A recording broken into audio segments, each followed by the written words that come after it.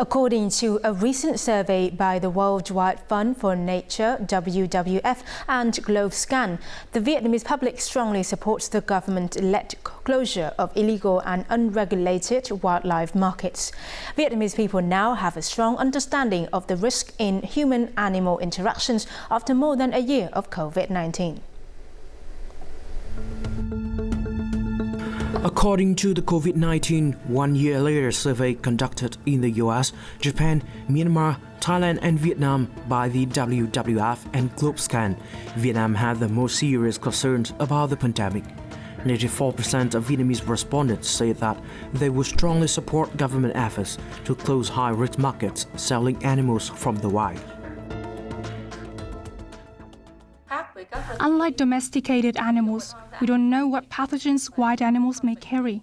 Therefore, the slaughter and consumption of wildlife can lead to the potential spread of disease. Consuming wild animals doesn't make our health any better. It's rather risky. They may carry a deadly virus, so I think it's necessary to eliminate wildlife trading.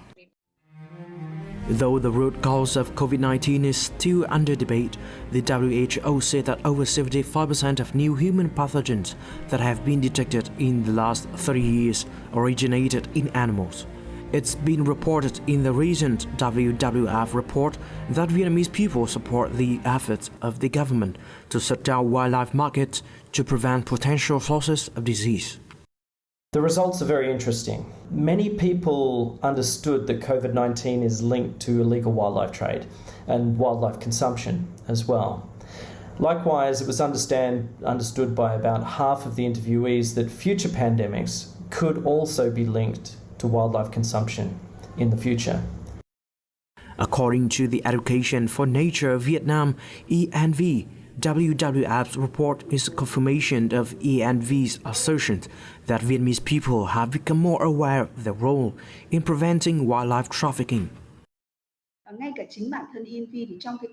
During the operation of a hotline, we've noticed that people's awareness has improved as we've been receiving more notices of violations from people. In 2019, we received 4 to 5 calls from the public. This number doubled in 2020 to an average of 9 calls per day. Efforts are certainly being made. In 2020, the Vietnamese Prime Minister issued Directive Number 29 on urgent solutions to manage wildlife and requested all relevant agencies to strictly monitor and control illegal wildlife consumption and propose amendments and supplementary regulations on the illegal consumption of wildlife.